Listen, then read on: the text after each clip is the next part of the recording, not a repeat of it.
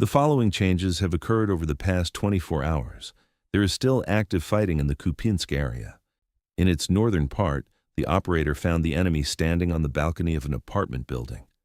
A kamikaze drone flew nearby. He was either injured or destroyed. Additionally, the line is moved back to a fixed point. Along the southwestern outskirts of the city, a drone operator hit a fuel tank with an attack drone. As a result of the impact, a detonation occurred. Other drones carried out objective control of the destroyed equipment. Work is underway to prevent the accumulation of armed forces in Kupyansk. There is also an event worth celebrating in the northeastern part of the city.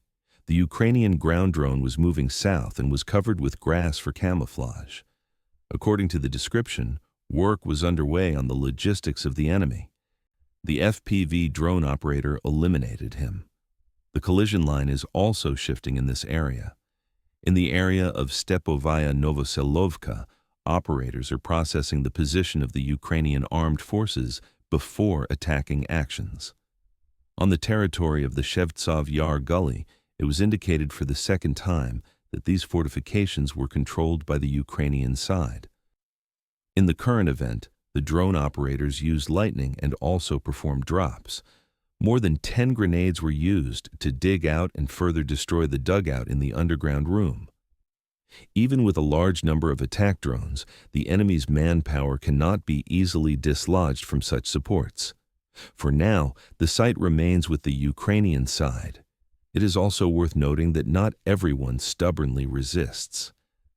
To the east of Peshanovo, the operators dropped grenades at the Ukrainian armed forces, which held a position in another fortification. In the end, the three decided to voluntarily surrender. With the help of a drone, they headed towards Stepovaya Novoselovka. Thus, they saved their lives. The route was unsafe, as the last time it was shown, the moment when one of the Ukrainian armed forces was hit by a Ukrainian drone when it was trying to reach the Russian position.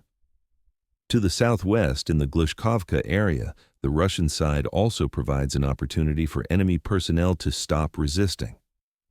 An example is shown of how a copter operator distributed leaflets calling for voluntary surrender. Russian troops continue to hit Ukrainian military installations. The accentuated processing does not stop in the Odessa region.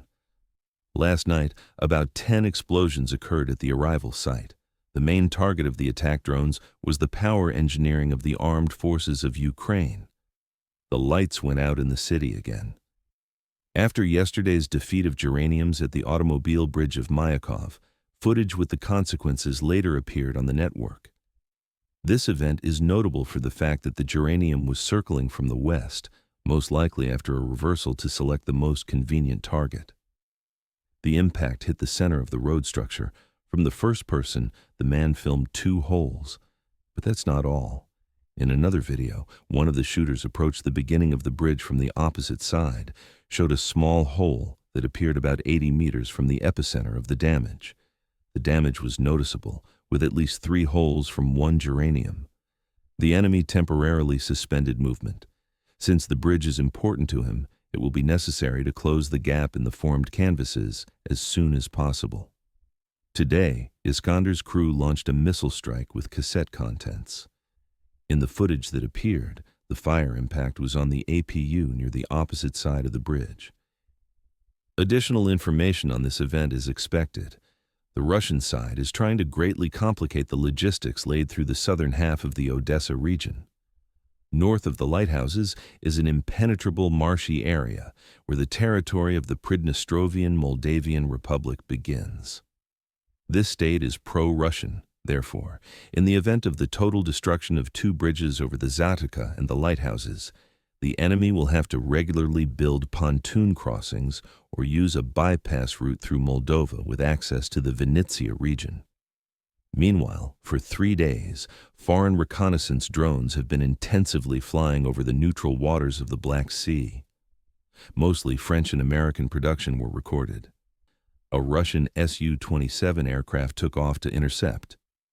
For the first time, a Swedish electronic reconnaissance aircraft arrived in the water area today. The Russian RAP group, located on the territory of Crimea, acted on drones. Due to the loss of the control signal, the RQ-4D returned automatically. Other reconnaissance drones arrived immediately. In the Black Sea, the enemy is preparing to launch a massive strike on the Russian side with the help of aerial and possibly surface drones. The fighting continues.